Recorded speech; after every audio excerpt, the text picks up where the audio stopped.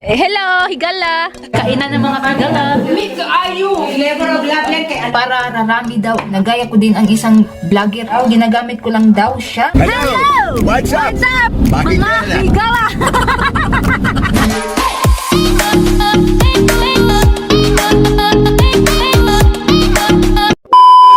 Maglaag na sad ko mga kahigala.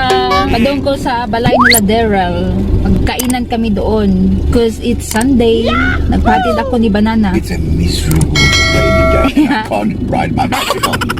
Kasi maulan na umaga. I have to ride indoors. And I don't like indoors. Gusto niya nasa labas siya ma-cycling. Babong kog laag mga kahigala. Kay karong April puhon is mag-move na kami no. Bidaan na nako ang akong mga jumiga diri sumingaon ko mga kahigala kasi ang dami na naming mga banding ba. So ngayon is sulit-sulitin na natin ang ating paglaag-laag.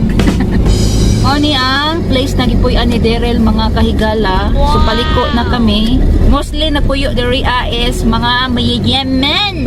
Nakita niyo naman siguro yung mga una kong video. Palagi akong pumupunta dito. Bye! Nandito na din si Ate Cindy. Oh, dumating na din. Nagkasabay kami. Oh! Ito na oh, si Madam Daryl. Si Kwating Suman. Si Kuwatig Suman. Nauna. Derek among si Kuwatig Suman oh. Pag Lami ka ayo. Lami ka una. cheers! Si Kuwate. Wait, level of love yan. Kay alauna kami natapos. Lami ang kuan. Pilipinas kayo ang style. Mudalikyat sa kuno may og atong Cape Garden mga kahigala. Kay magpalit si Daryl og batu para sa isang garden. Yan. Dito na kami sa Cape Garden. Wapo na siya. Pili-pili na naman sila. Ito na naman yung binili nila. Oo. Mga ni among food, mga kahigala. Munggos, paisda. Kainan ng mga kahigala. Nag-video clip kami mga kahigala. Sindi, kanta-kanta pa more. Kanta na sa timilit, mga kahigala. Mga singir dyan mga Bisaya. Music.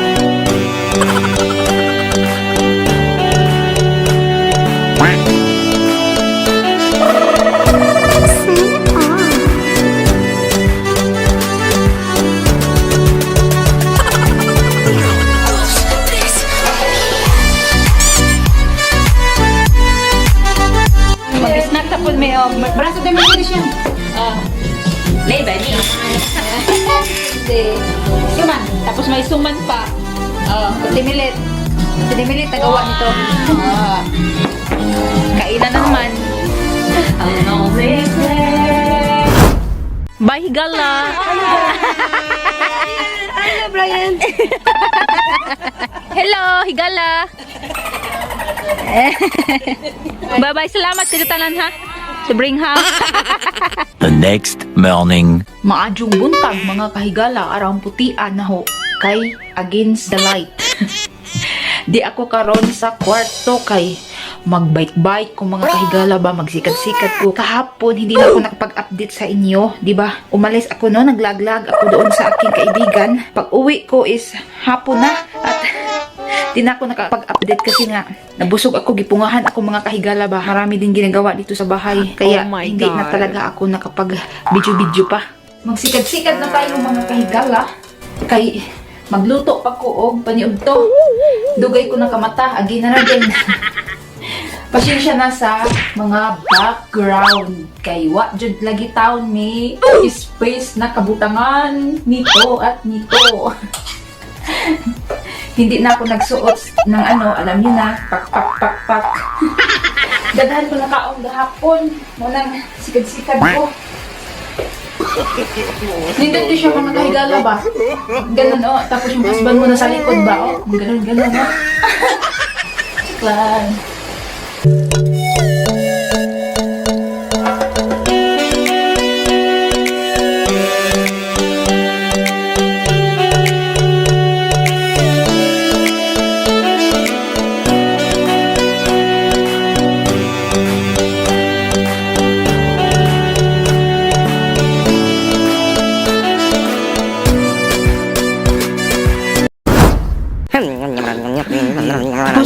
kahigala.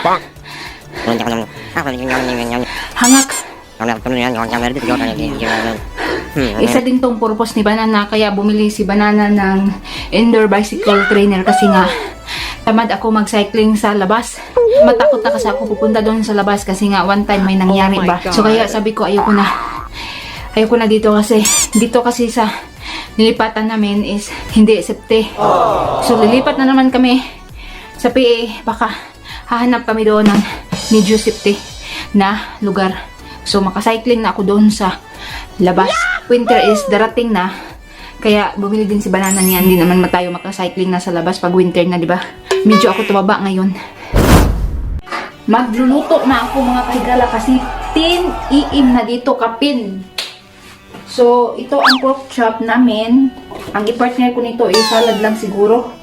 Kasi kahapon marami akong kinakain, tapos si Banana din nag-order siya sa KFC. Dami daw din niya in-order. Ibuboiled ko muna to bago ko i-fry.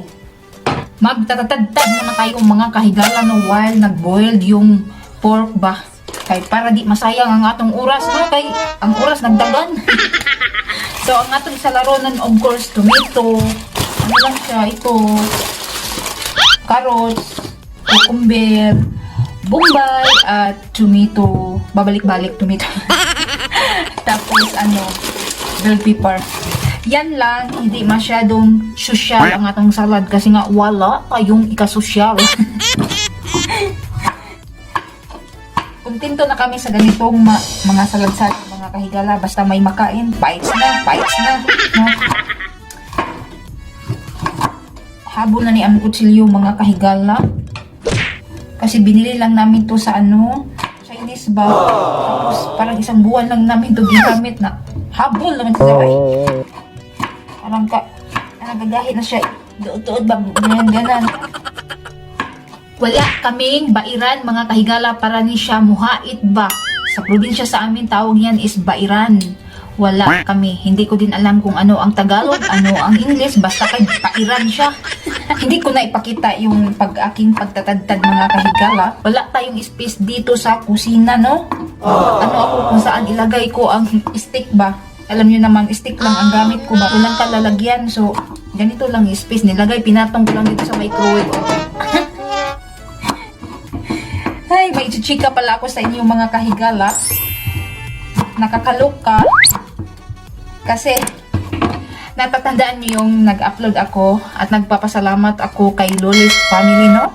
Dahil mabait siya sa aking anak at binigyan niya ng pamasko at sunod naman yung pamasko din. Maraming nagko-comment doon at nagbaba sa akin ba. Ginagamit ko lang daw siya para rarami daw ang aking subscriber at mga followers o uban pang mga nilalang. Mga buang maning ubang tao, no? Walang magawa sa buhay ba kahit ano lang iyaw-iyaw. Tanawa ko no ang subscriber o ang ahong mga followers or nag-1,000 na ba din ha o nag 1K, 2K, 3K na ba na din ha. Wala jud taon. Oy, wa taon ko i-purpose ngano mag-post kung mga ingana. Nagpapasalamat lang ko sa iya ha, mga kahigalaan. Kay syempre nahilipay ko kay gitagaan niya ang akong anak. Love ni siya kadyo, love ko ni siya. Kasi problema ninyo, di ba? So, ano mo sig patakag jaw-jaw ng inyong baba kay patay grasya madawat kung sige magpatakag jaw-jaw. Tapos may isa din na nagko-comment na ginagaya ko din ang isang vlogger. Hindi ko lang i-mention kung sino. Uy, Diyos ko, Mio Mariman, ginagaya ko daw yung intro niya. Ba't ko naman siya gagayahin? Kaya giusog na ho ang ahong intro, mga kahigala. Para wanay samok, daghang alibango. At dugang-dugang naman mo among problema. Charat. Bitaw, oy, wako nag-mind anang mga komento ba nga mga nonsense gani. Kay ingana na sila kung boring ilang life or hindi sila happy sa ilang life. Mao nang magpataka nang sila giyaw-yaw, no? Kasi nga na araw, never mind lang na to, oy, basta mag-focus ta sa atong pagbablog. Minsan nga wala tayong edit kasi nga tinatamad na ako at busy na si Higala, no? Next month is more busy na naman tayo kasi maglipat-lipat na tayo og hinay-hinay, mga kahigala. May warehouse na kasi kami doon. Kailangan nang ilipat-lipat og hinay-hinay ang ating mga stock. Kaya nga nagpabong ako og laglaag sa akong mga jumiga diri mga bishes. Kay mingaw dya ko nila, mga kahigala, aning among mga banding. Yung aming lipatan is nihit na og Pinay. Di ko alam kung yung mga happiest moment namin diri is not sure kung magawa ko ba doon sa PE. Oh my Kasi God. may kaibahan na talaga mga kahigala. Tapos trabaho na ako, bisibisihan na si Higala, so yun. Tapusin ko muna to pagtatagtad ng mga kahigala. Kay malangan lagi ta og sige tag-istorya. Nga maabtan ta ni banana dito at hindi pa tayo tapos sa atong pagsasalad. Easy lang naman sana to ba nga pagsalad-salad. Ay, Diyos ko. Ito na ang salad, ready na. Imimix ko na lang to mamaya pagdating ni banana. At ang ipapry ko na lang to. Tinatlahan ko na yan. Nilagyan ko na naman si suning, mga tuyo at iba pa. Nandito na si Bana. Dumating na. Kumain din siya ng monggos. Dala ko kahapon. At isda. Oh, that's it mga kahigala. Nasa bathroom ako mga kahigala. Anja, mukaon pakagdaghan. Naglain akong tiyan mga kahigala kasi kahapon nga unlimited yung kain namin. Tapos nagdadala pa ako ng bring house suman, munggos at iba pa. Mga dami yun yung mga kinain nga namin kahapon. So yun. Dito ako nagpalabas ako sa akong gibati. At nagkahugaw akong face mga kahigala kasi nga katatapos pa lang namin kumain. Minsan pala mga kahigala ang mga ina-upload ko ba 1 day, 2 days, 3 days kasi nga wala tayong masyadong kaganapan so kamo na ramay adjust. That's all for today mga kahigala. Di na to tas okay medyo taas-taas na jud no. Be patient, be humble, be simple sa buhay para always happy. And most of all, be kind. Charot. Bye. Love you all. Mama.